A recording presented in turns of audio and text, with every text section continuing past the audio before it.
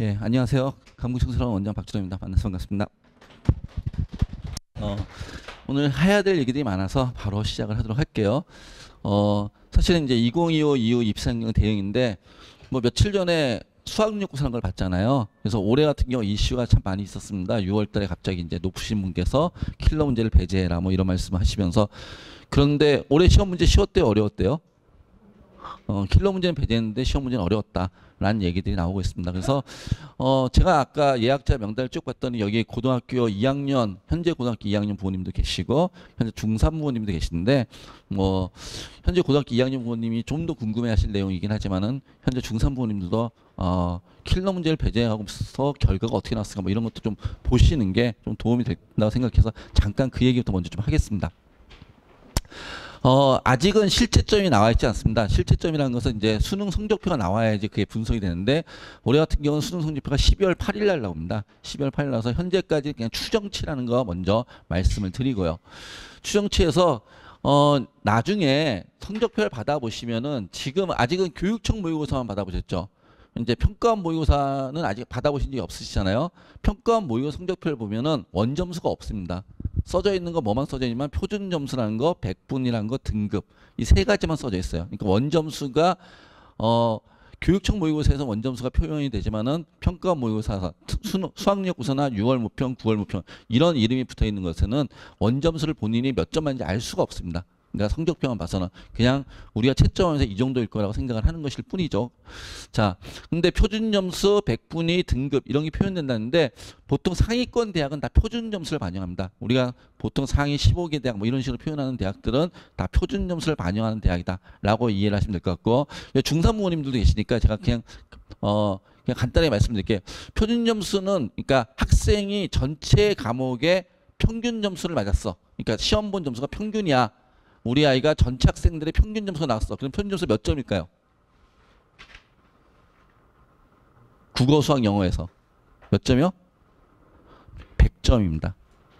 그러니까 표준 점수는 국어, 수학, 영어는 200점 만점입니다. 원래가 이론상으로는 200점 만점이고 탐구는 100점 만점이에요. 그러니까 평균을 맞으면 50점인 거예요. 그래서 100 뭐 예를 들어서 120점이야 그럼 평균보다 잘 봤다는 뜻이고, 80점이야 그럼 평균보다 못 봤다는 뜻이에요. 그렇게 이해를 일단 하셔야 됩니다.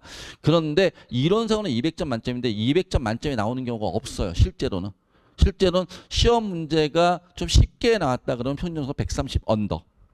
좀 시험 문제가 그냥 적당하게 아이들이 풀 만큼 나왔다 그러면 평균 점수가 130에서 135 사이입니다.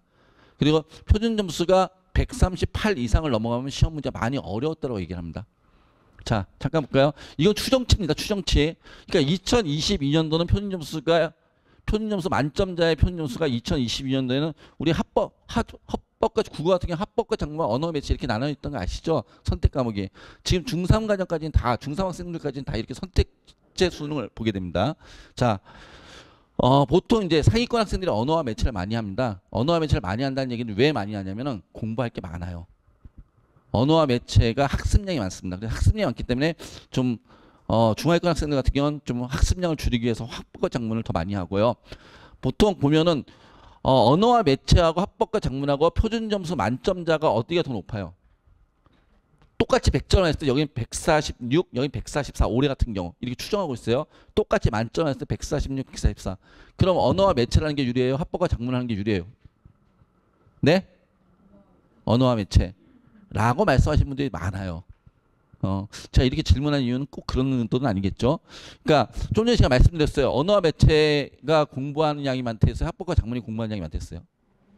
언어와 매체가.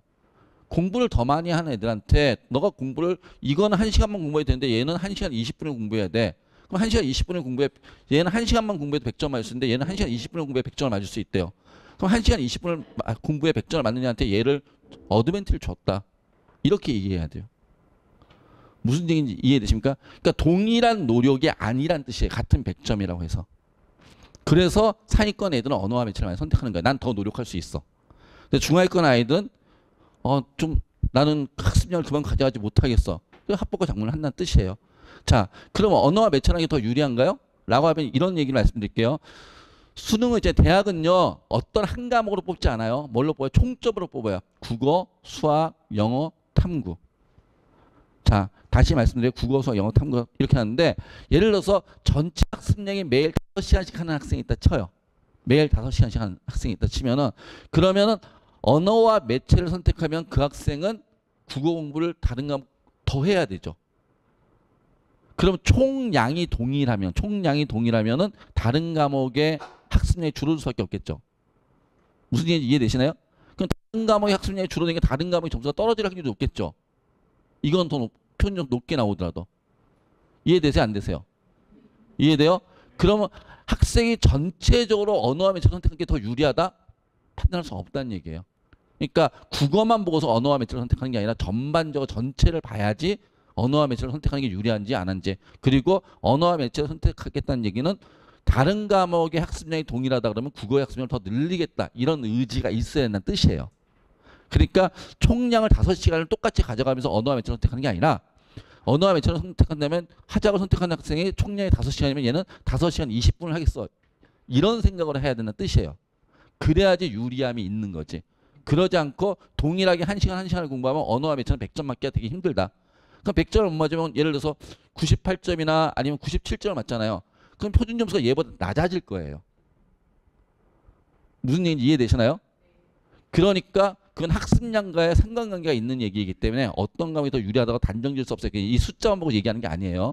대학은 총적으로 하는 거기 때문에. 근데 어찌됐거나 올해 딱 봤더니요. 자, 올해 1등급 컷이에요. 이게 1등급 컷. 1등급 컷이 언어와 매체를 기준으로 얘기할게요. 2022년도에 1등급 컷은 80과 84. 이것도 참 모르시는 부모님들이 계시니까 말씀드릴게요. 예전에는 이 선택지 수능을 하기 전에는 그러니까 단일 과목을 할 때는 1등 컷이 87 아니면 83 이렇게 딱 정해졌어요. 그런데 지금 이 말의 의미는 뭐죠? 83점을 맞은 애도 1등급이 될 수도 있고 84점을 맞은 애도 1등급이 될 수도 있어요. 이런 얘기잖아요. 무슨 얘기인지 이해되시나요? 그럼 거꾸로 얘기하면 어떤 애는 83점을 맞아도 83점을 맞아도 2등급인 애도 있다는 뜻이 되겠죠. 무슨 얘기인지 이해되시나요? 그러니까 얘는 80점에서 84점까지 1등 컷이야. 이 말은 어떤 친구는 84점이 1등급인데 어떤 친구는 80점이 맞아야 1등급이라는 얘기잖아요. 그러면 중간에 82점인 아이는 어떤 82점은 1등급 82점이 있는 거 어떤 82점은 2등급 82점이 있다는 뜻이잖아요. 이해되세요? 그거 이해하셔야 돼요. 자, 그럼 왜 그런 일이 발생할까요? 왜 그런 일이 발생하냐면은 우리가 동일하게 보는 게 국어 같은 경우 문학과 독서가 공통 부분이에요. 이해되세요? 엄매와 하작이 선택 부분이고.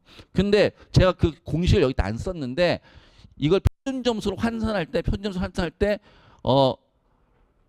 환산을 하면서 이쪽에다가 공통 부분의 점수가 76점이에요. 공통 부분의 점수는 76점. 그다음 선택 부분의 점수가 몇 점? 100점 만점에 24점이에요. 그래서 공통 부분에다 곱하기 0.76을 해요. 표준화한 다음에. 여기다 0. 몇이라고요? 이사를 하고. 이해되세요? 지금 제가 말씀드린 거? 그럼 기본적으로 공통 부분에다 가중치를 3배를 더 준다는 뜻이에요. 이해되시나요? 그럼 공통 부분의 가중치를 3배를 더 주니까 공통 부분을 잘 보는 학생이 선택을 잘 보는 학생보다 똑같이 예를 들어서 똑같이 82점이 나왔는데 어떤 친구는 공통 부분을 74점 맞고 선택은 몇 점 맞고 8점 맞은 친구는 1등급이 된다 이거예요. 무슨 얘기인지 이해되시나요? 근데 똑같이 82점을 맞았는데 어떤 친구는 선택을 24점을 맞고 공통 부분을 나머지 점수 맞는 친구는 2등급이라는 뜻이에요. 뭔지 이해되시나요? 그래서 저한테 가끔 물어보시는 분들이 있어요. 엄매 선택하는 게 유리해요? 하작 선택하는 게 유리해요? 그럼 저는 이렇게 대답하죠. 공통 부분을 잘하는 게 유리해요. 점수 구조 이해하시고요. 자, 그러니까 뭘 잘하는 게 유리하다? 국어는 뭘 잘하는 게 유리하다? 문학과 독서를 잘하는 게 유리하다. 화작과 엄매를 선택하는 게 유리한 게 아니라. 그리고 화작과 엄매를 선택한다는 말에서 엄매의 표점이 높다는 뜻의 의미는 뭐다? 엄매의 학습량이 더 많다. 학습량이 더 많은 아이가 똑같은 100점을 맞아도 100점을 맞기 위해서 얘 더 많은 노력을 하는 아이한테 어드밴티지를 더 준다. 그게 이 선택제 표준 점수의 원리다. 그럼 공정한가요? 공정하지 않은 거예요? 지금 제가 말씀드린 데 하면 공정해요? 공정하지 않아요? 저는 공정하다고 생각해요, 사실은. 근데 이게 공정하지 않다고 2028학년대 입시제를 바꾸겠다잖아요. 지금 현재 중2 아이들. 바뀐다는 얘기 들으셨죠? 그거 좀 이따 제가 잠깐 설명드릴게요. 하여튼 그래요. 봤더니 작년에는 91점, 92점을 맞으면 뭘 받았어요? 그러니까 작년에 아까 제가 말씀드렸죠. 언어와 매체 표점 만점자가 134점이었다고. 그럼 시험이 아주 쉬운 것도 아니고 그냥 평이한 시험이었어요. 근데 작년에 되게 어려운 시험이었어요. 올해는 어려운 시험. 킬러가 없다는데. 맞죠? 수학 볼게요. 수학할 때 수학 미적분이 뭐 이과 있던 친구들이 많으니까 미적분 기준으로 얘기할게요. 미적분 기준으로 얘기하면 수학은 재작년 잘 낸 시험이었어요. 표점 재작년 어려운 시험이었어요. 아주 어려운 시험. 표점이 147이 나왔으니까. 작년도 이 정도 나왔어요. 수학은 저 밑으로 못 내려가요.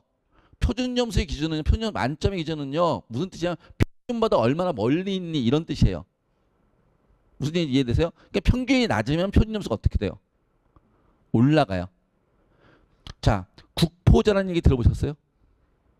안 들어보셨잖아요. 수포자는 들어보셨어요? 들어보셨죠? 우리나라 학생들의 3분의 1 정도 수포자예요. 그러니까 시험 문제를 아무리 쉽게 내도 평균이 올라가지 않아요.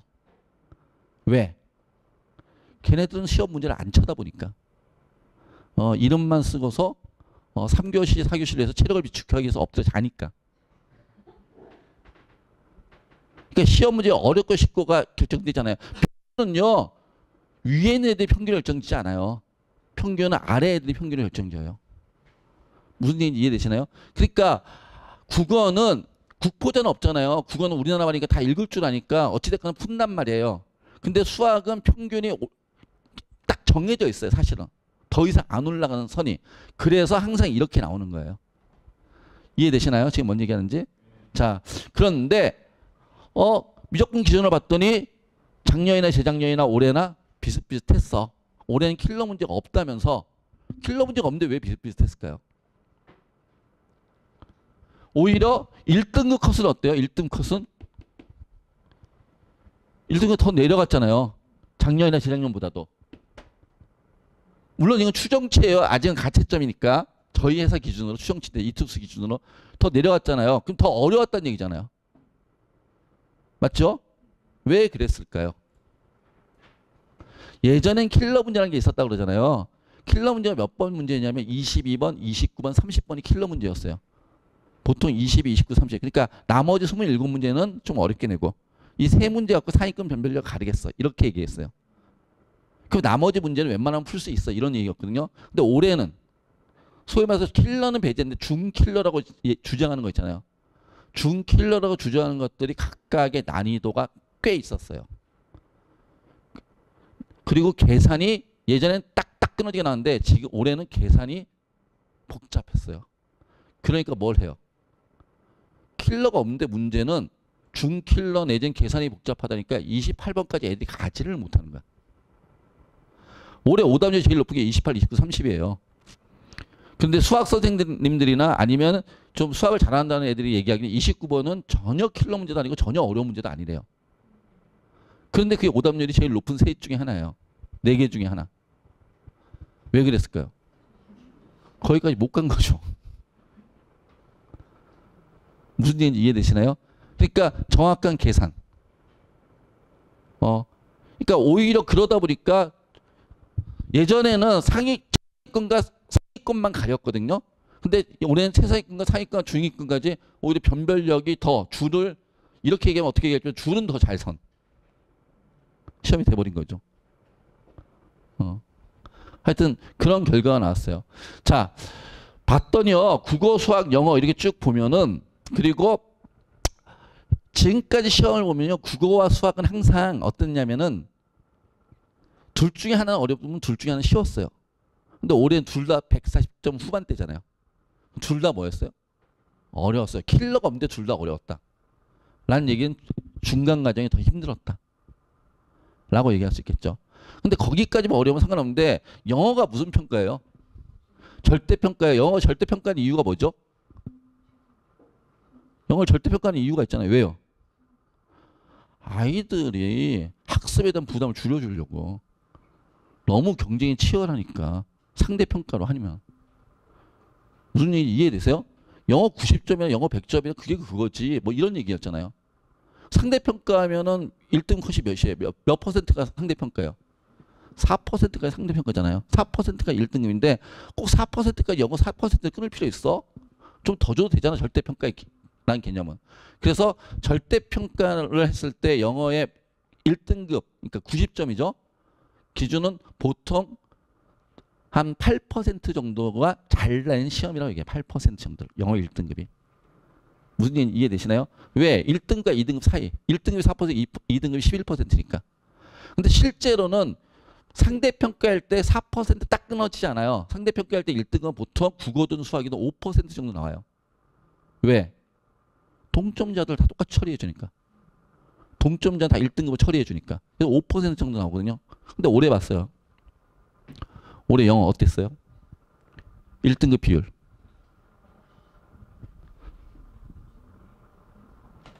미쳤죠?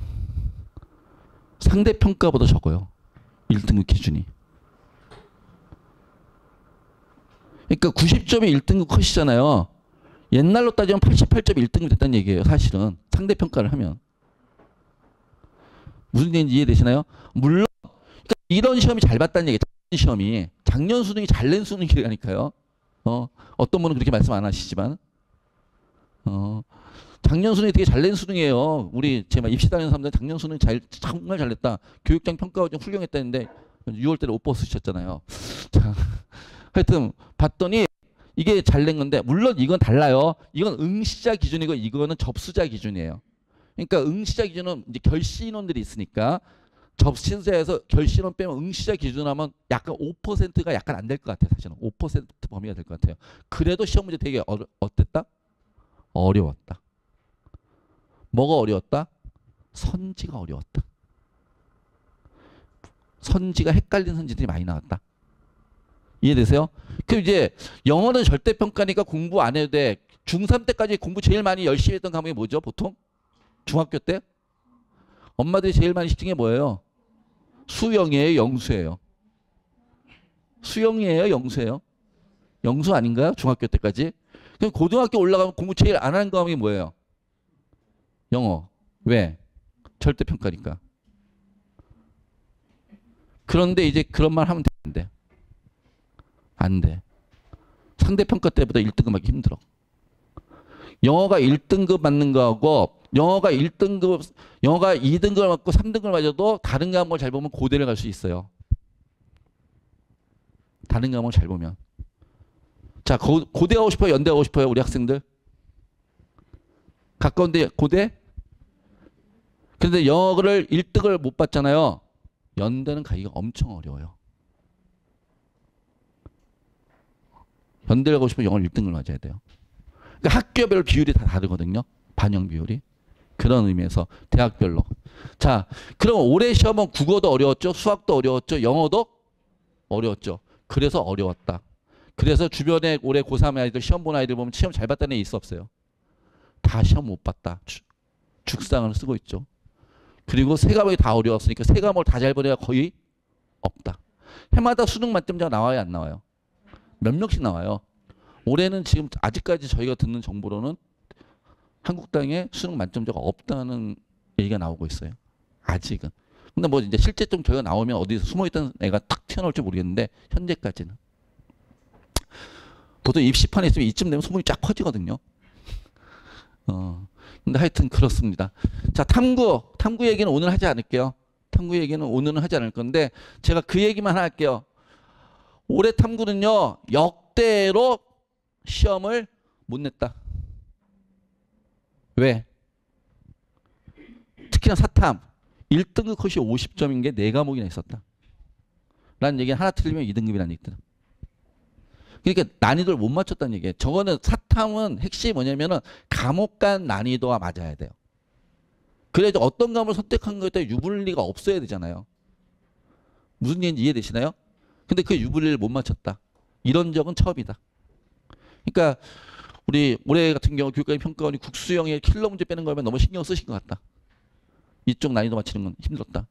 그 다음에 얘 지금 여기는 흐리게 나왔잖아요. 흐리게 한 게 사실은 2를 선택한 인원인데 올해 같은 경우 너무 적어서 올해 서울대가 2를 지정 안 했잖아요. 그냥 2 인원이 너무 줄었어요. 그래서 이게 통계적 수치로 저희가 유의미하게 이걸 좀 뽑아내지 못해가지고 이건 자신 없어 이렇게 흐리게 해놨어요. 이해하시죠? 정확하지 않은 정보를 드리는 것보단. 자, 그런데 같은 3등급 대일 때 원하는 애들은 30점대 후반에 3등급이죠. 40점 근처가. 근데 여기는 몇 점? 반토막이면 3등급이 나오더라. 왜 그랬을까요? 예전에는 서울대 가겠다는 애들은 다 2를 했어야 돼요. 다 2를 했어야 되니까 2를 공부가 성적이 안 좋은 애는 2를 선택하지 않았어요. 왜? 서울대 갈 애들하고 싸울 일이 있어요. 그러니까 피하는 거지. 무슨 일인지 이해되시나요? 근데 올해는 서울대가 지정하지 않았어요. 그러니까 무슨 일이 발생해? 서울대가 지정하지 않으니까 의대 가겠다는 애들이 굳이 2를 할 이유가 없는 거죠. 그러니까 잘하는 애들 2를 많이 선택 안 했어요. 그랬더니 어떤 일이 발생해? 그러면 잘하는 우리 반 얘네는 전교 1등만 2를 했는데 걔네들이 다 안 하네. 근데 2는 3학년 때 공부하잖아요. 3학년 때 어차피 내신 공부하는데 그걸로 시험 보지 뭐. 그래서 시험 보는 성적이 아래인 친구들이 있는 거죠. 무슨 얘기인지 이해되시나요? 그러니까 평균이 내려갔다는 뜻이에요. 이 얘기가. 그래서 어떤 일이 발생하냐. 2의 표점이 이거 정확하지 않아요. 2의 표점. 물론 이건 다 가채점이니까 다 정확한 건 아니에요. 근데 다른 건 그래 통계적 유효성이 좀 있을 것 같은데 다른 거 원의 만점자의 표점이 어떻게 나왔어요? 원의 만점자의 표점이 거의 68, 70이잖아요. 그냥 2의 만점자의 표점은 거의 80점대죠. 맞죠? 근데 서울대학교는 그러니까 대학교를 우리 정시원 썼을 때 있잖아요. 표준점수를 반영한 대학, 100분의 1을 반영한 대학, 그다음 표백이라 그래요. 표준점수 플러스 100분의 1. 근데 국수형은 표준점수인데 국수는 표준점수, 영어는 등급. 그런데 탐구는 100분의 1을 반영한 대학. 이렇게 있어요. 그래서 대학교를 환산하는데. 근데 서울대는 대학교를 환산 점수를 안 하고 그냥 표준점수 3개를 그냥 더해요. 그냥 더해요. 100분의 1 반영하지 않고. 그냥 하면 서울대를 쓴 애가 얘를 쓴 애와 얘를 쓴 애가 같이 썼어요. 둘 다 50점 맞고. 둘 다 만점을 맞았는데 얘랑 같이 써봐. 또 누가 합격하겠어요?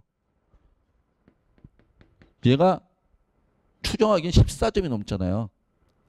맞죠? 그럼 얘는 국어, 수학, 영어를 압살해버리는 거예요. 국어, 수학, 영어에서 지가 아무리 밀려도 얘가 그냥 합격이에요. 더군다나 투투에서 이렇게 쓰면 국어, 수학, 영어를 다른 경쟁자 애들보다 2-3개를 더 틀렸어 서울대 합격이에요. 표준점수 그대로 반영하니까. 무슨 얘기인지 이해되세요? 그러니까 여기 지금 고2 부모님 되시고 내년에 서울대를 보내야 되겠어. 그럼 뭐 하셔야 돼요? 과탐. 2 선택을 진지하게 고민하셔야 된다는 얘기예요.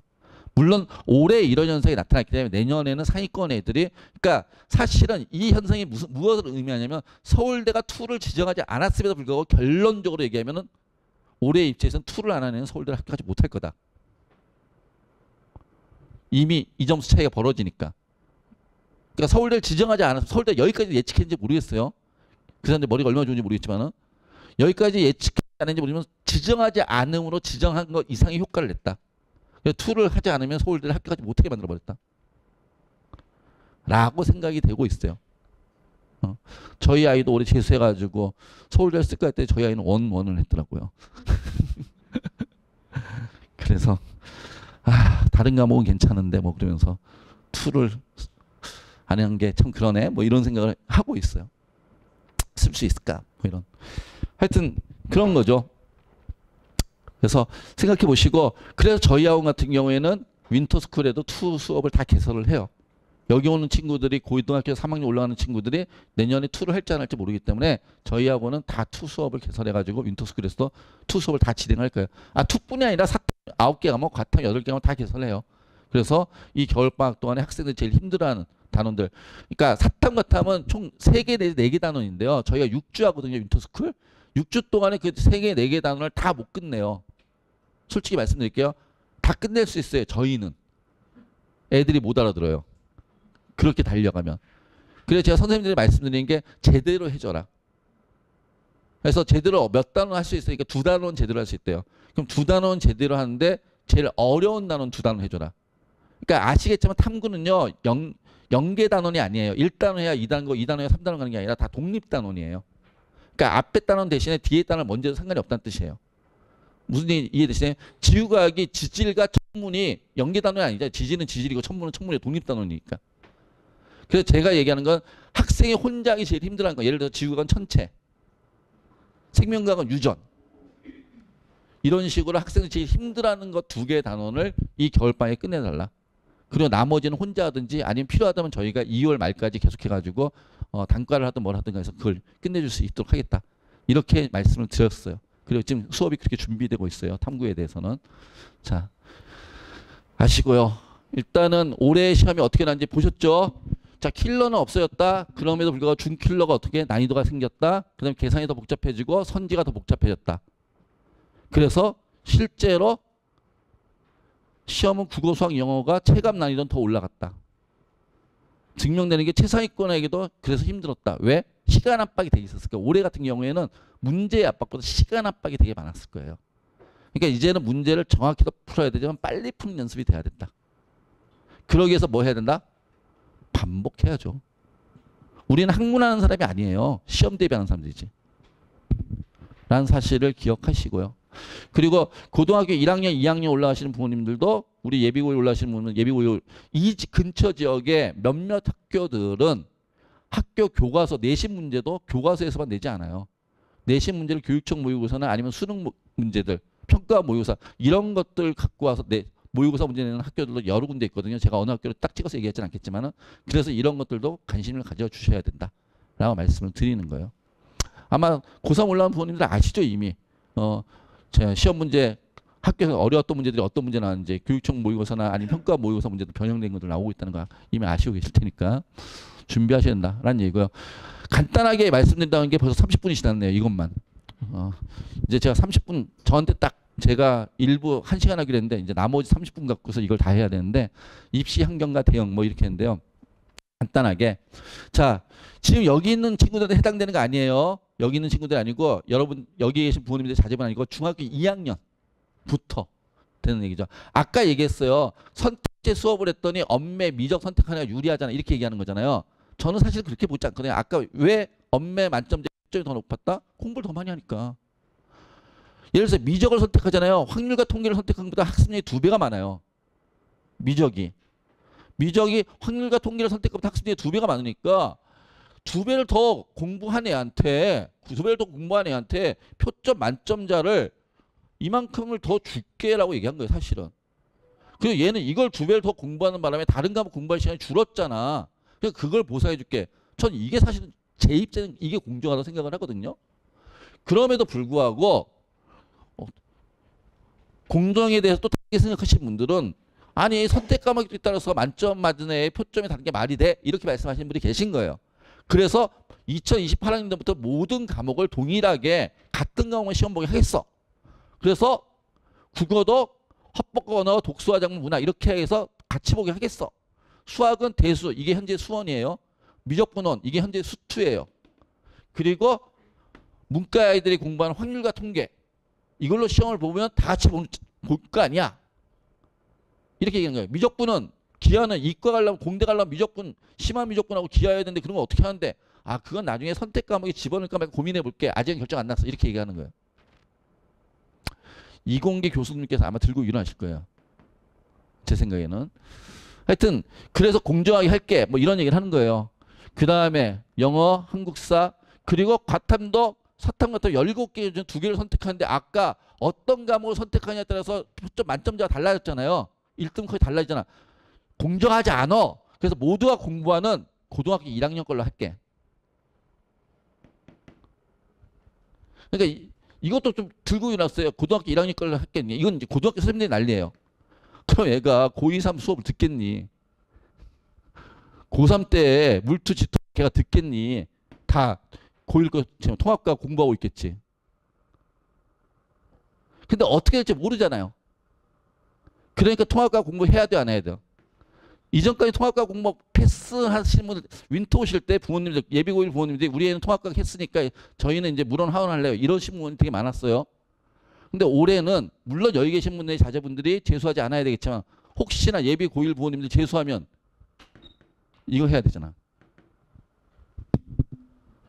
그러니까 올해는 통합과학 공부 윈터 때 잘 들으시기 바래요. 그냥 넘어가지 마시고. 아시겠죠? 뭐 고2, 고3 분이 뭐 삼수까지 안 하실 테니까. 하여튼 생각을 하고요. 자, 이렇게. 근데 이걸 아직 시안이죠. 공청회 통해서 12월 달에 확정 안 됐으니까 12월 달에 이제 이 얘기 나오겠죠. 뭐 12월 달 확정된 안이 나오면 그때 다시 얘기하고, 이건 시안이니까 뭐 길게 얘기하진 않을게요. 하여튼 이게 교육부에서 지금 10월 달에 발표한 시안이에요. 자, 그다음에 이제부터 진짜 얘기해요. 이제부터 오해와 진실 이렇게 얘기할게요. 제가 입시에 대한 오해와 진실. 수시로 많이 뽑아요? 정시로 많이 뽑아요? 대학교는 수시로 하는 거예요? 정시로 하는 거예요? 수시로 하는 거예요. 왜? 수시로 많이 뽑으니까 우리 애는 정시를 못 볼 거니까. 자, 전국 197개 대학 파란색이에요. 전국 197개 대학은 정시, 이게 수능이 정시예요. 수능으로 19%를 뽑아요. 내년도예요. 내년도. 그럼 수시로 몇 퍼센트 뽑는다? 81%. 그런데 전국 197개 대학을 가시고 싶으세요? 저기 여수에 있는 무슨 대학, 아니면 태백시에 있는 무슨 대학, 이런 데를, 아니면 강원도 고성에 있는 무슨 대학, 이런 데를 희망하시는 건 아니잖아요.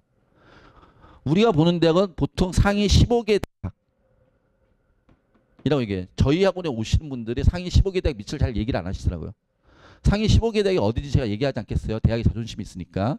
자, 상위 15개 대학 그냥 어머니 머릿속에 생각해 보세요. 뭐 어쩌저쩌 이렇게 쭉 있잖아요.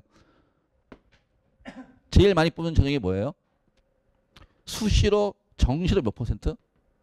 40. 수시로 60. 이해되세요? 근데 수시로 60인데 수시 전형은 4가지가 있어요. 교과 전형, 학종, 논술, 특기자. 일단 우리 애들은 특기자하고는 의미가 없죠. 그냥 빼고. 그럼 얘하고 얘예요. 자, 그런데 교과와 학종과 논술을 3개를 다 쓰시는 분들이 계세요? 사실? 없어요. 교과만 쓰든 학종만 쓰든 논술만 쓰든. 무슨 얘기인지 이해되세요? 그러면 그렇게 따지면 교과만 쓰든 교과 11%, 학종만 쓰든 34%, 논술 8%, 정시 40%. 어떤 게 제일 많아요? 정시가 제일 많잖아요. 그러지 않아요? 그러니까 수시 대 정시에 비해 6대 4야. 그래서 수시가 더 많아. 근데 수시로 우리가 다 쓰는 게 아니잖아. 우리가 쓸 전형 그중에 한 가지밖에 없잖아. 그럼 뭐가 제일 많아요? 정시, 수능. 이런 사실을 알고 수시를 준비하도록 수시를 준비하시라고요. 그래서 입시가 끝나는 건 수시 전형이 끝나는 12월 15일이 아니라 12월, 올해 같은 경우는 며칠? 12월 15일 날 수시 결과 발표가 나요. 수시 결과 발표가 12월 16일 날, 15일 나는데 그때 입시가 끝나는 게 아니라 2월, 내년 2월 10일 날 끝난다고요. 그때 정시 합격자 발표 나올 때. 원서는 6개 쓰는 게 아니라 원서는 몇 개 쓰는 거다? 9개 쓰는 거라고요. 수시 6장, 정시 3장. 그런데 많은 친구들이, 특히 이 지역의 많은 친구들이 어디서 그런 잘못된 정보를 듣는지 모르겠는데 원서는 수시 6장만 쓴다고 생각하고 있어요. 즉 무슨 얘기냐? 수능 공부를 안 해.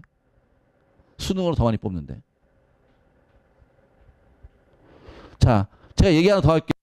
경쟁률이 낮은 게 대학가에 유리해요? 경쟁률이 높은 게 대학가에 유리해요? 네? 낮은 게 유리해요. 정말 그렇게 생각하세요? 정말 경쟁률이 낮은 게 대학가에 유리해요? 맞아요? 아니에요? 자신이 없어졌어요? 이제 저의 질문에? 당연히 경쟁률이 낮은 게 대학가에 유리하죠. 나한테 유리하죠. 볼게요. 이거 좀 있다. 그 얘기 좀 이따 할게요. 이거 얘기부터. 이거 의대, 우리 의대가 있다는 친구들도 있잖아요. 의대가 있다는 친구들. 의대가, 우리 학원에 오는 친구들인데 의대가 있다는 친구들이 꽤 많아서요. 의대가 있다는 친구들 봤더니 이게 상위권 대학이에요. 메이저 의대라고 그러죠. 5개. 저희 고대가 안 껴있네요. 메이저 의대. 맞죠? 고대는 안 껴있는데 뭐가 껴있어요? 울산대가 껴있어요. 왜? 그쵸. 다 아시네요. 의대의 순위는 대학의 순위가 아니고 병원의 순위예요. 울산대 부속병원이 아산병원이에요. 성균관대 부속병원이 삼성의료원. 가톨릭대 부속병원이 성모병원. 이제 이유를 아시겠죠? 연대 부속병원 제가 얘기 안 할게요. 자, 하여튼 그래서 메이저 의대라고 얘기를 하고요. 그 다음이 여기를 우리가 뭐 이제 사립대 중에서 그 다음에 있어요. 봐봐요.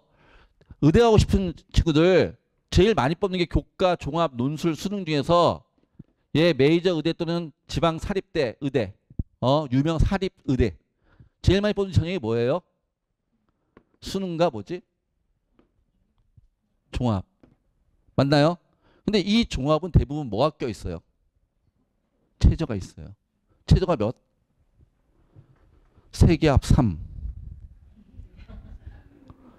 내기합 5, 국수영탐 내기합 등급합 5. 무슨 얘기인지 이해되세요? 세계합 3. 이런 최저가 깔려있는 학종이에요. 그러니까 기본적으로 뭐가 돼야 돼? 무슨 얘기인지 이해되시나요? 자, 여기 있는데 지방 국립대학들, 지방 사립대학들 이런 데예요. 봤더니 자, 수능과 제일 많이 보는 게 뭐예요? 지역인재. 근데 우리한테는 이게 해당이 있어요, 없어요? 자, 가톨릭 간동대는 강릉에 있어요. 건국대는 충주에 있어요. 충주 캠퍼스에 의대가 있으니까. 건양대 충남에 있고, 계명대는 대구에 있고, 저렇게 쭉 있어요. 그러면 저런 대학들이 지역 인재 전형을 하면 여기 노원구에 사시는 이 동네 사시는 분들한테 해당 사항이 있어요, 없어요? 없어요. 그럼 우리한테는 이게 없는 거예요. 그럼 우리는 뭐예요?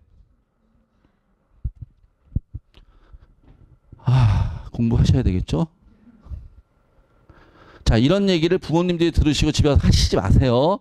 애랑 싸워요. 엄마가 또 어디 가서 이상한 얘기 듣고 와서 날 괴롭혀 뭐 이럴 거예요. 자, 학생들을 저희 학원 윈터스쿨에 보내세요. 제가 얘기할 거예요. 제가 얘기하면 전문가의 조언인데 부모님들이 얘기하시면 다 잔소리예요. 자, 아까 제가 얘기했죠. 정시가 쉽다고 수시가 쉽다고? 경쟁이 낮은 게 쉽다고 높은 게 쉽다고? 낮은 게. 자, 정시 경쟁률의 위에는 3년치 정시 경쟁률 제가 다 계산한 거 이거 어디 없어요. 저희가 학원에서 저희 직원들 시켜서 다 조사시킨 거예요. 강북청소년원에서. 봤더니 서울대 경쟁률이 4대 1이 안 넘네요. 그러지 않아요? 연대 경쟁률이 4대 1 근처네요. 네? 고대 경쟁률이 4대 1을 넘은 적이 없어요. 최근 3년 동안. 정시로. 무슨 얘기인지 이해되세요? 저 높은 게 어디예요? 중앙대가 좀 높네요. 지금 중앙대 왜 높을까요? 수시는 연세대와 고려대를 둘 다 같이 원서 쓸 수 있어요. 정시에서는요, 연세대와 고려대를 동시에 원서 못 써요. 3장을 쓰는데. 왜? 정시에는 가군, 나군, 다군이 있는데 각 군에서 하나씩만 원서를 써야 돼요. 서울대가 무슨 군에 있을까요? 나군에 있어요. 그 연대하고 고대는 어디 있을까요? 서울대랑 같이 줄 서 있을까요? 서울대랑 같이 줄 서면 좋은 애들을 못 뽑잖아요. 그러니까 서울대를 피해야죠. 그래서 둘 다 가군에 있어요. 둘 다 가군. 무슨 얘기 이해되시나요? 그러니까 둘 다 가군에 있으니까 서울 연대와 고대는 동시에 원서를 쓰지 못하는 거예요. 연대 서울대 쓰든지 고대 서울대 쓰든지 이런 식이 되는 거지. 이해되시나요? 자, 봤어요. 그런데 중앙대는 어디 있냐면 머리를 잘 써가지고 가군에도 7급, 나군도 7급, 다군도 7급 뽑아요. 다군도. 근데 다군에서 있잖아요. 제일 높은 대학이 중앙대예요. 그러니까 가군, 나군에 서울대, 연대, 고대, 서강대, 성대, 한양대, 중앙대, 이대 쓴 애들이 다군 다 써. 중대를 써. 무슨 얘기인지 이해되시나요? 그러니까 중대는 가나군에 흩어져 있는 애들이 거기 다 몰려있으니 경쟁률이 팍 올라가는 거예요. 세 개를 다 합한 경쟁률이. 뭔 얘기인지 이해되시나요? 자, 그래서 다군 중앙대는 우리가 추가합이 10바퀴를 돈다 그래요. 다군 중앙대에서 무슨 과가 10명을 뽑아. 그러면은 걔 지원한 애들 중에서 100명까지는 그 학교에 등록하지 않는다고. 합격한 애들이 계속 앞으로 빠져나가니까. 하여튼 그런 얘기를 해요. 자, 그럼 똑같이 높은 게 있죠. 뭐 있죠? 건대. 건대도 그럼 무슨 군대학교라는 얘기야? 다군대학이라는 뜻이에요. 가나 다군 분할 모집을 해요. 아세요? 자, 그러니까 일반적으로 우리는 보통의 정시 경쟁률을 했더니 간학원을 갖고 얘기해요. 간하고 경쟁률을 했더니 5대1 넘는 대학 있어요? 없어요? 없잖아요. 근데 수시 경쟁률 봐요. 이건 수도권 37개 37개 대학을 제가 다 뽑은 거예요. 이것도 다 제가 우리 직원들 시켜서 2021년도 14대 1, 2022년도 15.72대 1, 2023년 16.57대 1, 거의 16대 1, 17대 1 반올림하면 이렇게 되겠죠. 수시가 가기 쉬워요? 정시가 가기 쉬워요? 그런데 왜 자꾸 수시가 쉽대? 도대체 어디서 그런 얘기를 들었냐고. 근거가 뭐야? 근거를 갖고 얘기하라고요. 왜 수시가 더 쉬워요? 아, 우리 애는 공부를 안 하니까 수시가 쉬워요. 재수생이랑 붙으면 안 되니까 수시가 쉬워요. 재수생만 공부를 안 하니까. 아, 재수생만 공부하면 되잖아. 우리 애는 공부를 안 하니까 수시가 쉬워요. 공부를 안 하면 수시도 정시도 어려워요. 수시가 인간성 좋은 애 뽑지 않아요. 성적 좋은 애 뽑지. 자, 볼까요? 교과 전형. 아까 그렇게 보는데 경쟁률이 10대 1이에요. 11대 1. 학종 13대 1이에요. 논술 거의 40대 1이죠. 왜? 논술은 어떤 애들 쓰니까? 가진 게 없는 애들 쓰니까. 교과도 학종도 못 쓴 애들, 내신도 안 좋고 비교과도 안 좋은 애들이 논술 다 몰리니까. 원서 6개 버릴 수는 없으니까. 우리 딸도 그랬거든요. 이해되세요? 그러면 대학 가려면은 저는 항상 이런 말씀드려요. 부모님들이 저한테 와가지고 대학 어떻게 가는 게 유리해요? 하면 자꾸 지름길을 물어보셔요. 저는 대학교 가는, 저는 입시를 아는 사람이니까 저는 항상 설명할 때 넓은 길을 말씀드리고 싶어요. 지름길은 일반적으로 좁은 길이에요, 넓은 길이에요? 좁은 길이잖아요. 병목 현상이 있는 게 지름길 아니에요? 무슨 얘기인지 이해되시나요? 넓은 길을 지름길이라고 부르나요? 어딘가 좁고 새길을 지름길이라고 부르는 거지. 우리 아이한테만 유리한 지름길은 없다고요. 그냥 넓은 길을 안정적으로 하는 게 좋지. 무슨 얘기 이해되세요? 그 넓은 길은 뭐야? 공부하는 거죠. 그게 현실인데. 대한민국이 건국된 이래로 공부 못한 애가 서울대 간 적이 없어요. 대한민국이 건국된 이래로 공부 못한 애가 의대를 간 적이 없어요. 무슨 얘기인지 이해되시나요? 우리가 서울대 연대 고대 갔다가는 옆집 애가 서울대 연대 고대 갔을 때 걔 보고 와, 얘 인간성 좋아서 갔어 라고 얘기하지 않아요. 고등학교 때 뭐 잘했구나, 공부 잘했구나 얘기하지. 그러지 않나요? 근데 우리 아이는 왜 공부를 안 하고 인간성 좋기만 해서 서울대 가고 연고대 가기를 원해요? 다른 개념이란 뜻이에요. 그러니까 저는 지금 현실을 데이터로 그냥 보여드리는 거예요. 왜? 저희는 입시 전문가들이니까, 입시를 아는 사람들이니까 막연하게 얘기하는 게 아니잖아요, 지금. 대학교 하려면 이런 거 가끔 궁금해하시는 분들이 있어서 보여드리긴 하는데 별로 교육적으로 바람직하진 않아요. 그냥 어디 가려면 몇 퍼센트 해야 되냐라고 물어보시는 분들이 계셔서 서울대 가려면요 상위 0.3% 안에 들면 되고요. 상위 0.3%. 그러니까 40만 명이 시험 보면 몇 등?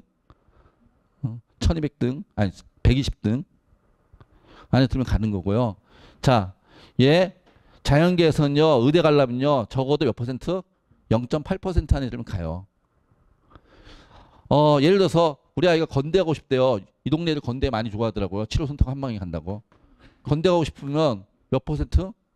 건대가 7호선이 놓이고서 컷이 막 올라갔어요. 왜? 강남에서 오거든요. 강남에서 인접거리에 있으면 많이 올라가더라고요. 하여튼 9%. 그럼 9%의 의미가 뭐예요? 요즘 한 마리 몇 명? 우리 지금 한 마리 몇 명? 30명? 학교 큰 데인가 보다. 보통 25명인 것 같은데 너네 학교는 30명이나 있어? 30명이면 몇 등? 3등. 안에 들면 간다는 뜻이에요. 막연함이 아니라 이런 걸 구체적으로 알고 공부하는 거하고 모르고 공부하는 건 다르다. 그러니까 예비 고1 부모님들은 대학이 건대가 안 보일 거예요. 대학이 한 3개밖에 없어요. 근데 예비 고2 부모님은 대학이 한 10개 생각날 거예요. 예비 고3 부모님은 대학이 한 15개 정도 생각이 드실 거고요. 원서 쓸 때 되면 대학이 이렇게 많은지 모르실 거예요. 전국의 대학 이렇게 많나? 그러니까 아직은 그러겠지만 그런데 우리 아이가 어디를 가겠다 했을 때 그게 어느 정도 해야 되는지를 보여야 된다는 얘기예요. 우리 아버님들도 많이 와 계신데 아버님들이 발이 3등의 건대가 요즘 세상에 그렇게 건대가 왜 이렇게 올라왔어? 막 이렇게 하시는 분들도 계시죠. 옛날에 건대도 그냥 아무나 갔는데 그때부터 대학 가기 어려워요. 두 가지 문제인데 그때부터 대학 가기 어렵다. 그리고 그때는 한 반에 인원이 많았잖아요. 그리고 또 하나 뭐죠? 요즘은 지방이 너무 인기가 없었어요. 그래서 예전에는 경북대, 부산대가 건대보다 훨씬 좋았잖아요. 근데 지금은 이렇게 얘기하면 그렇지만 아까 얘기한 그런 대학들이 서울에 있는 어떤 대학보다 훨씬 아래인 경우가 되게 많아요. 이 지방이 죽어가지고 비극이죠. 하여튼 그런. 근데 우리 애들은 지방 안 갈 거잖아요. 적어도 지하철 타고 다닐 거 아니잖아요. 우리 애들이 꿈은 지하철 타는 거 아니에요? 아니, 지하철 타고 춘천 가는 거 말고 지하철 타고 다니는 게 우리 애들 꿈이잖아요. 근데 예비고일 부모님들은 아직은 지하철도 아니지 대학교 3개밖에 없으니까. 대한민국 대학이 197개? 난 몰라. 3개야. 하여튼 그러죠. 봅시다. 이런 건 아시는, 그냥 제가 보여드린 거예요. 이거 내년 되고 후년 되면 또 바뀌겠죠. 근데 하여튼 이건 작년에 이런 거예요. 작년에. 자, 의대 가려면요. 의대 관심 있는 분들이 워낙 우리 윈터스쿨에 의대 관심 있는 분들 워낙 많이 오시기 때문에 저희가 의대는 좀 따로 뺐어요. 대학 교육 협의회라는 게 있어요. 대교 협의라고 들어보셨어요? 대교 홈페이지에 들어가면 뭐가 있냐면 어디가라는 게 있어. 어디가. 대학 어디가. 이런 페이지인데 거기 보면은 합격자들의 성적이 각 대학에서 자료를 보여서 공개돼 있어요. 합격자 최종 합격 70% 컷이. 무슨 얘기인지 이해되시나요? 최종 합격 70% 컷이. 그러니까 끝은 모르겠다는 뜻이에요. 100%는 거기는 몰라요. 근데 70% 컷이 어떻게 공개되냐면 대학별 환산 점수로 공개됐어요. 대학별 환산 점수. 근데 우리는 대학별 환산 점수를 계산하지 못하잖아요. 그 대학이 환산 점수라는 걸 계산하지 못하잖아요. 무슨 얘기인지 이해되시나요? 그래서 저희가 뭘 했냐면 저희 학원에서 예를 들어서 경희대 의예과의 대학별 환산 점수가 70% 컷이 거기 588.5래 이렇게 하는데 이 588.5가 뭔지 모르니까 588.5랑 제일 근접한 588.29짜리를 찾아서 걔의 성적이 어떻게 나왔는지 한번 써본 거예요. 무슨 얘기인지 이해되시나요? 저희 이런 노력을 해요. 저희 노력하는 학원이에요. 자, 치예과가 어디가 봤더니 582.6이래요. 70% 컷이. 근데 582.6을 우리가 계산하지 못하니까 우리가 알아봤더니 582.49 맞은 아이를 저희가 찾아냈어요. 무슨 얘기인지 아시겠나요? 그 아이의 성적이 집어넣었더니 이런 성적이 나오면 582.49가 나오더래요. 그럼 얘는 이 70% 컷에 들어갔으니까 합격했겠죠. 무슨 얘기인지 이해되시나요? 자, 그러니까 우리를 의대 보내겠어. 그럼 이 정도 하시라고요. 연대 약학과 보낼래? 그럼 이 정도 하면 연대 약학 간대요. 계명대 어디인지 아시죠? 대구에 있죠? 의예과 보면 이 정도 하셔야 된다고요. 이해되세요? 라는 걸 알고 준비하는 거하고 모르고 준비하는 게 다르다. 그래서 윈터스쿨에 오면 제가 이걸 들고 다 밤마다 돌아다니면서 설명을 할 거다. 애들 엄청 짜증내겠죠. 어쩌라고 막 그러면서. 그래도 어쩌든지 말든지 알아야지. 연대, 의대 말고 우리 애들은 꼭 의대 가고 공대 가려고 할래. 그럼 똑같이 그런 식으로 찾아냈다는 뜻이에요. 봤더니 이런 점수들이 나오더래요. 그러니까 나중에 이제 성적표 받을 때는 요게 없어요. 요게. 표준점수 100분위 등급 이것만 표현돼요. 이러면 또 등급만 기억하셔서 31111 맞으면 간대. 뭐 이런 말씀 마시고. 정시에선 등급은 아무 쓸모가 없어요. 수시 최저에만 의미가 있어요. 등급은. 전국 197개 대학 중에 등급으로 뽑는 대학이 2개 대학 있어요. 2개 대학. 여기 계신 어떤 분도 들어보지 못한 대학이에요. 자, 그 다음에 보시면은 뭐 연대 인문 가려면 이 정도는 해야 돼. 성균관대. 여기까지 보여드릴게요. 이거는. 자, 그 다음에 공부한다는 게 무슨 의미냐. 내가 대학의 레벨 하나 바꾸겠다는 얘기가. 이게 이 정도 점수가 건대 동국대 갈 점수예요. 자연계에서. 근데 우리 조금 더 대학을 올리고 싶어. 뭐 이런 얘기 하잖아요. 얘네가 얘네보다 좋은 대학인지 전 잘 모르겠어요. 저는 그렇게 생각하지 않아요. 전 대학에 대한 편입견이 없어요. 저는 대학에 편견과 선입견이 없는 사람이에요. 그럼에도 불구하고 성적만 놓고 봤을 때 성적만 놓고 봤을 때 그냥 각 과목에서 몇 문제 더 묻히면 돼. 한두 문제. 여기 친구가 여기 가는 거. 각 과목마다가 아니고 그냥 수학 한 문제, 탐구 한 문제만 더 묻히면 돼요. 우리가 공부하는 건 그런 거예요. 공부라는 게 맨 밑바닥에 이렇게 올라가는 게 아니라 그냥 각 과목마다 하나씩 더 맞추자. 올해 이번 겨울방을 우리랑 같이 윈터스쿨 하는 친구들의 목표는 뭐냐? 과목별로 한 문제 더 맞히는 게 목표인 거예요. 이걸 어떤 비작을 이어서 얘를 이렇게 바꿔놓겠어. 그런 꿈 꾸지 마시고. 부모님들도 그래 본 적 없으면 왜 애들한테 그런 걸 요구해? 한 달 만에 바뀌면 얼마나 바뀐다고? 그런데 예를 들어서 고3 올라가는 부모님이다. 고3 올라가는 학생이다. 그러면은 고3 때 저희 재수학원은 1월 달부터 공부해서 몇 번 반복하면 5번 반복해요. 여기 지금 재수생들이 있는 학원이니까. 올해도 600명 학생들이 저희 학원에 재수를 했는데 5번 반복하거든요. 그럼 고3 아이들은 5번 반복 못 해요. 중간에 기말고사도 보고 중간고사도 보니까. 그럼 4번 반복한다 치면은 저희랑 몇 번을 하자고. 첫 번째를 우리랑 하자고. 한 번 반복을. 그리고 돌아가서 우리랑 하듯이 그렇게 열심히 3번 반복해 보라고. 그러면 이런데 갈 거니까. 그런 얘기를 하는 거예요. 여기 한 번 하면 여기 가나요? 이런 게 아니라. 알겠죠? 뭐 동일한 얘기니까요. 자, 여기까지 말씀을 드리고 지금까지는 정시에 관련된 얘기를, 수능에 관련된 얘기를 좀 했어요. 근데 대학은 저는 수능 쪽이라고 생각해요. 공부를 해야지 대학까지. 자, 근데 이제 학생부, 학종을 생각하시는 분들도 많이 계시니까 말씀드릴게요. 이전까지는 학종의 평가 요소가 4가지였어요. 학업 역량, 전공 적합성, 인성, 발전가성. 근데 이제 몇 가지로 바뀌었어요? 3가지로. 학업 역량, 공동체 역량, 진로 역량. 이게 3가지를 바꿔서 지금은 이제 하고 있고요. 이거는 모든 대학이 이러진 않아요. 모든 대학이 이러진 않고 주요 몇 개 대학들이 이건 2021년에 건국대, 경희대, 연세대, 중앙대, 한국외대 공동연구에서 우리는 앞으로 이렇게 하자라고 바꾼 거예요. 그래서 이런 식으로 대학들의 평가 요소가 이제 3개의 분야로 나눠져 있어요. 보통. 뭐 대학마다 달라 이거는. 꼭 법으로 정해진 게 아니니까. 그래서 학업 역량, 전공 적합성, 그다음 발전가성, 인성 관련. 그런데 이것들 중에 제일 많이 보는 게 뭘까요? 제가 이 표로는 안 만들었는데 제일 많이 보는 게 여기 아직 제가 자료를 찾지 못했어요. 근데 이 4가지 있을 때 있잖아요. 4가지 있을 때 제일 많이 학종으로 뽑는 거예요. 학종을 뽑는 제일 많이 반영한 게 뭔지 아세요? 학업 역량이었어요. 학종인데.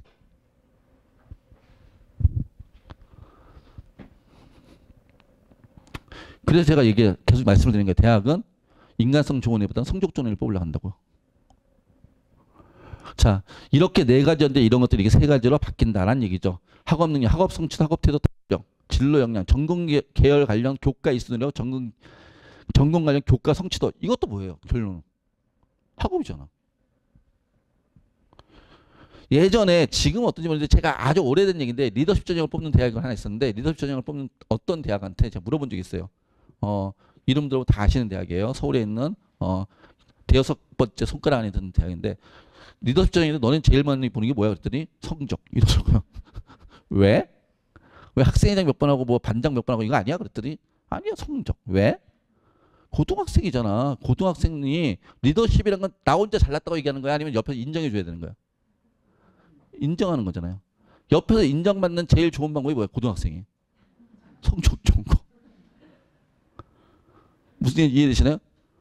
고등학교에서 학생부 종합전형에 학업 능력을 왜 제일 많이 볼까요? 학교 가서 제일 많이 하는 게 학교 생활에 충실한 학생의 학종의 1번 순위잖아요. 학점의 목표 학교 생활에 충실하는 거. 학교 생활에 제일 많이 하는 게 뭐예요? 수업.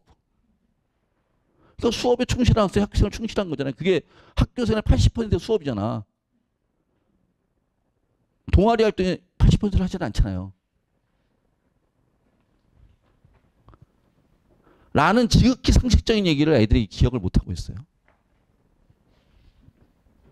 자, 학종을 준비하신 분들은 이거 쭉 뭐 그냥 보시면 되고요. 학종을 준비하신 분들은 어떤 얘기? 항상 근데 학생은 교과는 결과를 갖고 얘기하는 거예요. 교과는 너 몇 등급이야? 몇 점이야? 무슨 얘기 이해되시나요? 몇 등이야? 이런 얘기를 하는데 등급이 몇이야? 그건 교과는 숫자만 보고 얘기하는 거니까 등급, 결과를 얘기하는데 학종은 뭐죠? 과정도 있어야 된다. 이런 얘기를 하는 거예요. 과정도 있어야 된다. 과정. 왜? 평소에 왜라는 고민 자꾸 하셔야 되고요. 그 다음에 적극적이고 성실하고 끈기가 있어야 되죠. 이런 모습이 보여져야 되고요. 그 다음에 그냥 한 게 아니라 왜 했고 그다음에 그 결과 내가 뭘 했는데 그 한 걸 갖고 그걸로 끝난 게 아니라 이것 때문에 내가 뭔가 깨달음을 얻어가지고 다른 거랑 또 뭔가 연계를 시켰어 하면 자꾸 발전시켜 나가야 되는 거야. 그리고 궁금증과 탐구력, 관심 이런 모습들이 보여주고요. 그러니까 호기심을 갖고 탐구하고 토론하고 발표하고 독서해. 그래서 뭘 만들어? 결과물을 만들어내야 돼요. 근데 탐구하고 토론하고 발표하고 독서하고 결과물을 만들어 제출한 걸 누가 해야 돼? 누구한테? 이 사람들한테. 왜? 이들이 학생부를 쓰니까. 무슨 얘기 이해되세요? 이분들이 학생부를 쓰잖아요. 학종 전형은 학생부만 갖고 평가한다면서 이제는 뭐 독서 몇 권 이제 안 보겠다면서요. 봉사활동 시간 안 따진다면서요. 또 못하게 하잖아. 수상기록 안 쓰잖아요. 무슨 얘기인지 이해되십니까? 이분들이 주관적으로 쓰는 걸로 평가한다잖아요. 그럼 아까 했던 것들이 나만 알고 있으면 뭐해? 우리 엄마는 나랑 알아. 의미 없다고. 이분들이 아셔야 된다고. 근데 이분들한테 보여주세요. 그럼 이분들한테 보여주려면 어떻게 해야 돼요? 이분들하고 뭐 해야 돼? 친해야지. 그리고 그래서 학종 전형을 염두에 두시는 분들은 제발 학교 선생님하고 친하세요. 절대 부모님들이 학교 선생님 욕하시면 안 돼요. 그럼 애가 어떻게 그 선생님하고 친해질 수 있겠어요? 그러니까 두 분께서 침실 안에서 학교 선생님 욕하더라도 애 앞에서 학교 선생님 칭찬하시고 존경하는 표현 하세요. 이해되시죠? 그게 우리 아이를 학종으로 보내는 길이에요. 자, 가끔 그런 말씀 하세요. 제가 이 근처 학교 선생님이라고 가끔 만나요. 아, 이런 얘기하면 안 되는 거죠. 하여튼 우리 선생님들하고 만나서 얘기를 해보면 제가 사범대를 나와가지고 사범대를 나와서 이렇게 얘기해요. 제가 사범대를 나와서 제 친구들이 다 학교 선생이에요. 저만 여기서 이렇게 학원 강사를 하고 있는데 제가 친구들하고 만나서 하면은 얘기하면 항상 하는 얘기가 있어요. 애들이 이해가 안 된대요. 왜? 뭐 내신 대비를 왜 학원 가서 하냐요. 학원 가서 내신 대비한다고 학원 선생한테 내신 대비 문제 달라고 막 그러는데 애들이 이해가 안 되는 게 있잖아. 출제자 직강을 안 듣는데요. 내신 문제 누가 출제해요? 학교 선생님 출제해요. 출제자가 직강하고 있는데 그건 안 듣고 학원 가서 그 문제 물어본다고. 특히나 시험 범위를 발표하고 나서 이제 시험 기간이 2주 내에 3주 있잖아요. 시험 범위를 발표하고 나서 그때 수업은 꼭 열심히 들어라. 라는 얘기를 저희가 이제 학원 원장이 니네 학원 애들한테 꼭 얘기해줘. 이렇게 얘기하더라고요. 왜? 그랬더니 아니 내가 가르치다 보면은 시험 문제를 서로 나눠내잖아요. 근데 시험 문제 낸 걸 이제 저쪽 선생님이 문제 내신 걸 봤어. 근데 내가 거기를 평소 수업 때 주안점을 안 두고 했던 얘기야. 근데 내가 가르쳤던 애들이 그걸 못 보면 안 되잖아. 그러니까 이게 출제된다면은 그 문제를 보고 나서 내가 우리 반 내 수업한 애들한테 가지고 평소에 강조하지 않았던 걸 시험 문제 나올 만한 것들 얘기를 한다는 거예요. 근데 왜 그런 건 안 듣고 학원 가서 애들이 시험 문제를 자꾸 이러냐라는 얘기를 저한테 하더라고요. 전 그 말을 들으면서 진짜 뼈 때리는 얘기다. 그래서 학생들이 출제자 직강을 잘 들었으면 좋겠다. 그럼 선생님하고 친했으면 좋겠다. 라는 말씀드려요. 자, 저는 학원 원장이지만 학원 강사이고 학원 원장이지만 내신 대비는 학원에서 열심히 저희는 해드려요. 저희 학원 안 한다는 얘기 아닙니다. 되게 열심히 하고 잘해요. 그럼에도 불구하고 여기 계신 분들은 학교 선생님 말씀 잘 듣기를 제가 권한다는 얘기예요. 우리 애들은 시험 잘 봐야 되니까 저는 시험 잘 보기를 권합니다. 여기 계신 분들 많은 분들이 저희하고 등록할 거기 때문에 저희 등록생들이 시험을 잘 보기를 원해서 드리는 말씀입니다. 하여튼 그러고요. 마지막으로 이 얘기는 그냥 최상위권의 교집합인데 그냥 이 얘기만 할게요. 수능과 내신을 달리 보는 애들이 있어요. 수능과 내신을 달리 보는 애들이. 나는 내신 수시러니까 난 내신 공부할 거야. 수능 포기했어. 거꾸로. 나는 정시를 포기했어. 그러니까 어차피 1학년 1학기 시험을 못 봤어. 그래서 난 이제 수시로 안 돼. 난 정시로 할 거야. 그래서 난 정시에 집중할 거야. 우리 아이가 1학년 2학년인데 수시 포기하고 정시하겠다고 내신 공부 안 하고 있잖아요. 가서 좀 때려주세요. 사랑의 매가 필요해요. 그러니까 당장 3주 앞에 내신도 공부 안 하는 애가 1년 뒤에 수능을 공부하겠어요? 그냥 공부 안 하겠어요? 선언이지. 이것도 저것도 안 하겠어. 그리고 저희는 아까 제가 제일 강조한 게 뭐였죠? 수시 강조, 정시 강조였어요. 정시, 수능 강조했어요. 그런데 제가 여기 와서 재수생들을 맨날 가르치잖아요. 재수에 성공한 애들 보면 내신 좋은 애들이에요. 내신이 쌓여가지고 수능이 되는 거지. 수능은 사고력을 물어본다잖아요. 사고력이 어느 날 갑자기 사고력이 나오는 게 아니라 내신이 파편적이고 지엽적이긴 하지만 파편적, 지역적 암기들이 쌓여서 사고가 형성되지 암기 없이 사고가 형성되지 않아요. 그러니까 제발 내신 공부를 하시라고요. 그래야 수능도 잘 본다고요. 정시를 준비하는 가장 기본은 내신 공부를 하는 거예요. 1, 2학년 부모님들 특히나. 이해되시죠? 그리고 난 내신만 하고 수능 공부는 안 할 거야. 3학년이 됐어도 나는 어차피 대학 갈 거니까. 최저 안 맞으면 어디 갈 건데? 최저가 있는 대학과 없는 대학을 좀 검색해 보세요. 최저가 없는 대학이 가고 싶은 대학인가?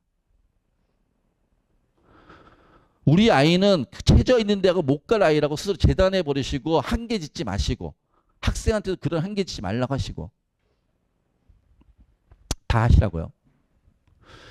아, 이거는 잔소리예요. 잔소리이기 때문에 제가 얘기하지 않겠어요. 이거는 나중에 학생들이 오면 학생들한테 얘기해 줄게. 부모님들한테 얘기해봤자 전달하면 싸움 나니까 얘기하지 않겠습니다. 자, 뭐 제 책상에서의 자세 뭐 어떤, 그러니까 저희가 밑에 보면 라이브러리 독서실인데 독서실 딱 들어가잖아요. 그럼 얘는 공부를 잘하는지 못하는지 알아요. 잘하는 애는 일단은 엉덩이가 의자 끝에 딱 있고 허리가 서 있어요. 공부를 못하는 애는 어떻게 하냐? 일단은 엉덩이 의자 끝에 걸쳐 있고 그 다음에 다리를 쭉 펴서 일자로 있어요. 이렇게 사선으로. 그리고 손에 펜이 없어요. 인강을 눈으로만 봐요. 드라마 보듯이. 옆에 연습장이 없어요. 100% 성적 안 나옵니다. 굳이 걔 성적표를 볼 필요도 없어요. 그런 자세부터 오면 제가 다시 얘기해 줄 거예요. 학생들한테. 근데 이건 부모님들이 얘기해봤자 가서 싸움이시니까 따로 얘기할 필요 없고요. 자, 이런 얘기들 뭐 있습니다.